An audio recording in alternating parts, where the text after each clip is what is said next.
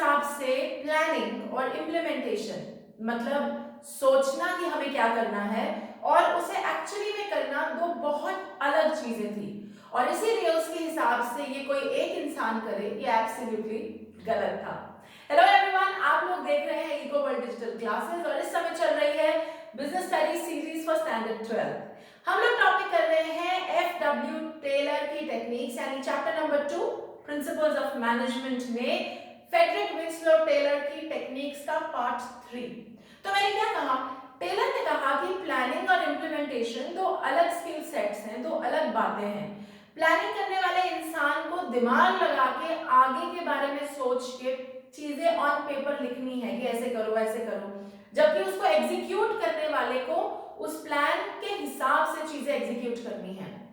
तो इसीलिए टेलर ने एक टेक्निक सजेस्ट की जिसका नाम था फंक्शनल फोरमैनशिप। बहुत इंपॉर्टेंट टेक्निक है ये। पूरी टेक्निक कई बार 6 मार्क्स के लिए आती है, इसीलिए इस टेक्निक पे खास ध्यान रखेंगे। ओके, चलिए तो देखो टेलर के हिसाब से जो फोरमैन था, अब फोरमैन कौन होता है याद करो, chapter number 1 levels of management में जो सुपरवाइजरी ऑपरेशनल लेवल थी, 3rd लेवल, उसमें जो डेजिग्नेशंस होती हैं वो होती हैं फोरमैन, सुपरवाइजर।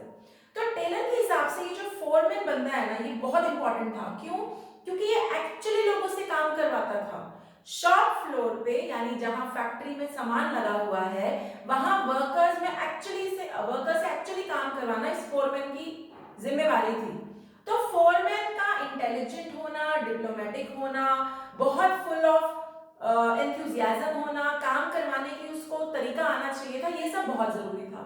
तो इसी को दिमाग में रखते हुए इस टेक्निक का नाम टेलर ने रख दिया फंक्शनल फोरमैनशिप। अब उसने क्या कहा, फर्स्ट स्टेप उसने कहा पूरी जो ऑर्गेनाइजेशन है, जो डिपार्टमेंट्स हैं, उनको 2 डिपार्टमेंट्स में डिवाइड कर दो। एक डिपार्टमेंट को प्लानिंग का डिपार्टमेंट बोलो और एक डिपार्टमेंट को एग्जीक्यूशन या इम्प्लीमेंटेशन, यानी एक सोचेंगे विचारेंगे और एक एक्चुअली में उसको करवाएंगे। इन 2 डिपार्टमेंट्स में इसको डिवाइड कर दो। फिर उसे सजेस्ट करा कि हर डिपार्टमेंट में स्पेशलिस्ट होने चाहिए। अब स्पेशलिस्ट से क्या मतलब, उसने कहा यार कुछ लोग होते हैं जो अपने एरिया में स्पेशलिस्ट हैं, माहिर हैं, एक्सपर्ट हैं, तो उन्हें बाकी काम क्यों देना है, उनको अपने मतलब का काम दो। तो प्लानिंग के नीचे 4 स्पेशलिस्ट और एग्जीक्यूशन हेड के नीचे भी 4 स्पेशलिस्ट, यानी टोटल 8 स्पेशलिस्ट होने चाहिए जो अपना अपना काम करें। अब प्लानिंग के नीचे कौन से 4 स्पेशलिस्ट थे? Instruction card clerk, root clerk, time and cost clerk and disciplinarian. अब इसका क्या मतलब, देखो प्लानिंग का जो डिपार्टमेंट था उसका काम था प्लान करना, सोचना कि ये हमारा एम है, हमें यहाँ तक पहुंचना है, हम इधर तक ऐसे पहुंचेंगे। तो उसमें एक स्पेशलिस्ट था इंस्ट्रक्शन कार्ड क्लर्क। वो क्या करता था, इंस्ट्रक्शंस की शीट बना देता था कि वर्कर को पहले ऐसे करना है, ए फिर बी, फिर यहां से यहां जाना है। Instructions, general instructions. For example, let me take an example, कुछ कंपनियां ऐसी होती हैं जहां पर सेफ्टी बहुत इंपॉर्टेंट है, तो आप लोग जो घर से कपड़े पहनकर आए हैं वही पहनकर आप काम करने नहीं जा सकते। तो इंस्ट्रक्शन कार्ड क्लर्क ऐसी सिचुएशन में क्या करता, वो आपको इंस्ट्रक्शन देता। इंस्ट्रक्शन कहीं पे लिखी जाती सोच समझ के, फिर कहीं पे चिपका दी जाती ताकि आने वाला हर वर्कर को पता हो कि ये इंस्ट्रक्शंस के हिसाब से काम करना है। अब जो मैंने एग्जांपल लिया उसमें इंस्ट्रक्शन कार्ड क्लर्क का क्या हेल्प हो सकता है, ध्यान से सुनो। मान लो इंस्ट्रक्शन नंबर 1 ये है कि आप घर से आए तो कपड़े जूते सब आप चेंज करेंगे, इंस्ट्रक्शन नंबर 1। इंस्ट्रक्शन नंबर 2, आपका जो लॉकर असाइन है उसको आप वहां पे कपड़े रखेंगे, ठीक है। इंस्ट्रक्शन नंबर 3, जो ऑफिस के सेफ्टी मटेरियल है आप उसको पहनेंगे। Instruction number 4, 4th number stair से ही आप नीचे आएंगे और किसी स्टेयर से नीचे नहीं आएंगे। ये होती है इंस्ट्रक्शंस। तो ये प्लानिंग डिपार्टमेंट में एक स्पेशलिस्ट बंदा है इंस्ट्रक्शन कार्ड क्लर्क वाला, जो ये सोचेगा कि यार कि हमारा काम कराने के लिए ना ये इंस्ट्रक्शंस की जरूरत होगी, तो वो उसकी प्लानिंग करेगा, ठीक है। सिमिलरली अगला जो बॉस है या जो अगला स्पेशलिस्ट है वो है रूट क्लर्क। अब रूट क्लर्क शब्द से समझिए आ रहा है रूट डिसाइड कर रहा है, तो किसका रूट, सीक्वेंस ऑफ जॉब, मतलब पहले क्या होगा, पहले बिस्किट पैक होंगे, पहले बिस्किट साथ लगेंगे या पहले पैक होंगे, उनके अंदर का पहले पेपर लगेगा कि ऊपर का पैकेजिंग मटेरियल लगेगा। स्टेप सीक्वेंस, ए स्टेप क्या होगा, बी स्टेप क्या होगा, सी स्टेप क्या होगा, ये सब चीजें रूट क्लर्क डिसाइड करता था। एंड माइंड यू, ये प्लानिंग कर रहे हैं, मतलब ये पहले से सोच रहे हैं कि अगर ये बिस्किट, मान लो बिस्किट की फैक्ट्री है, तो पहले क्या चीज होनी चाहिए, पहले कौन सी जॉब होनी चाहिए, फिर सेकंड स्टेप पे कौन सी जॉब होनी चाहिए, फिर थर्ड स्टेप पे कौन सी जॉब होनी चाहिए, ये काम सोच के पेपर पे लिख देना इसका काम। अब तुम एक बात बताओ, इन सबसे क्या फायदा होता होगा? देखो, एक बार इंस्ट्रक्शन कार्ड क्लर्क ने दिमाग लगा के प्लानिंग करके लिस्ट लिख दी, फिर इसको चिपका दिया कहीं पर, तो अगला जितने वर्कर आएंगे उनको किसी को बताने की जरूरत नहीं है। उनको आप बोल दोगे कि भाई वो देख लो वहां पे इंस्ट्रक्शंस है आपके लिए, उसे फॉलो करो। करेक्ट। सिमिलरली रूट क्लर्क ने एक बार प्रोसेस सेट कर लिया कि ए जॉब होगा, फिर बी जॉब होगा, फिर सी जॉब होगा, तो बार बार किसी को उसको थरली एक्सप्लेन करने की जरूरत नहीं है, दिखा देंगे, पढ़ लो, जो नहीं समझ में आया वो हमसे पूछ लेना। तो इस हिसाब से इन दोनों का काम होता था। थर्ड होता था time and cost clerk. Time and cost clerk का काम था टाइम चेक करना और आउटपुट में कितनी कॉस्ट लग रही है वो देखना, मतलब जो फैक्ट्री में चीज बन रही है वो कितने दाम पे बन रही है, उसकी लागत कितनी है और उसको बनने में कितना समय लग रहा है। याद है ना, मैंने कहा था ये इंडस्ट्रियल रेवोल्यूशन का जमाना था और यहाँ पे टाइम स्टडी भी आ चुकी थी, यानी टाइम की और कॉस्ट की बहुत इंपॉर्टेंस थी। वो स्टैंडर्ड टाइम में हो रहा है कि नहीं हो रहा है उसका बहुत फंडा था। हमने पिछली वीडियो में किया डिफरेंशियल पीस वेट सिस्टम, जिसमें हमने कहा कि एक स्टैंडर्ड आउटपुट को, मतलब अगर 50 यूनिट एक घंटे में प्रोड्यूस करने हैं तो वो एक घंटे में 50 यूनिट प्रोड्यूस होने चाहिए, तो ही तुम्हें पैसे मिलेंगे, वो वाले वरना नहीं मिलेंगे। तो इस चक्कर में कोई ना कोई तो होगा ना जो देखेगा कि कितना टाइम लग रहा है, कितना कॉस्ट लग रहा है, तो वो सारा टाइम एंड कॉस्ट क्लर्क करता था। एंड फाइनली प्लानिंग डिपार्टमेंट में एक और स्पेशलिस्ट था, disciplinarian. You know this what is disciplinarian, by discipline maintain करना, वर्कर्स काम कर रहे हैं, उनको कोई सुपरवाइज करेगा, कोई उनका डिसिप्लिन चेक करेगा, कहीं काम छोड़ के इधर उधर तो नहीं हो रहे, क्योंकि ये वो जमाना है जब काम आप अपने रेस्ट इंटरवल के अलावा नहीं छोड़ सकते थे, क्योंकि टाइम और कॉस्ट दोनों को देखा जाता था। ठीक है, तो पहली बात क्या बोली टेलर ने कि पूरे ऑर्गेनाइजेशन को दो बड़े डिपार्टमेंट्स में, ये तुम्हारे पॉइंटर्स है, लिखते हुए इन पे ध्यान देना, दो बड़े डिपार्टमेंट्स में डिवाइड करो। प्लानिंग का काम प्लानिंग करना, मेंटल एक्सरसाइज, और एग्जीक्यूशन वालों का काम इम्प्लीमेंटेशन करना। ठीक है। स्टेप नंबर 2 उसने कहा हर डिपार्टमेंट में स्पेशलिस्ट होने चाहिए जो अपने काम में एक्सपर्ट है, तो 4 under planning and 4 under execution. Step number 3 planning के अंडर देयर वर 4 स्पेशलिस्ट, इनके नाम लिखे हुए हैं, आपको इनके नाम लिख के 1 line each on what they do भी लिखना है, आपको लिखना पड़ेगा कि इंस्ट्रक्शन कार्ड क्लर्क इंस्ट्रक्शंस देता था, root clerk sequence of job बताता था, ऐसे करके। फाइनली अगला पॉइंट है एग्जीक्यूशन वाला डिपार्टमेंट, कि जो डिपार्टमेंट ऑफ एग्जीक्यूशन है, इंप्लीमेंटेशन, इनका काम था काम एक्चुअली में करना या करवाना। ठीक है, तो मेरे पास इंस्ट्रक्शंस आ गई, मेरे पास रूट आ गया, सीक्वेंस, कि जॉब में ना पहले ये आएगा, पहले बिस्किट बनकर आएंगे, फिर उन पे बटर पेपर लगेगा, स्टेप नंबर 3 फिर उनकी पैकेजिंग होगी, ये मेरे पास इंस्ट्रक्शन आ गई, रूट बन के आ गया। अब मुझे करवाना है, तो इसमें 4 स्पेशलिस्ट थे। पहले स्पेशलिस्ट को बोलते थे स्पीड बॉस। स्पीड शब्द का क्या मतलब हुआ? फटाफट। टाइम एंड कॉस्ट क्लर्क से मुझे पता चल गया कि इतना टाइम लगना चाहिए, इतनी कॉस्ट पे हो जाना चाहिए। रूट क्लर्क से मुझे प्लान मिल गया है कि पहले स्टेप नंबर ए, फिर स्टेप नंबर बी, फिर स्टेप नंबर सी होना है। अब मेरा काम है, अगर मैं स्पीड बॉस हूं तो मेरा काम है ये इंश्योर कराना कि मेरा काम बिल्कुल टाइम टू टाइम उसी कॉस्ट पे उसी सीक्वेंस से फटाफट होता रहे।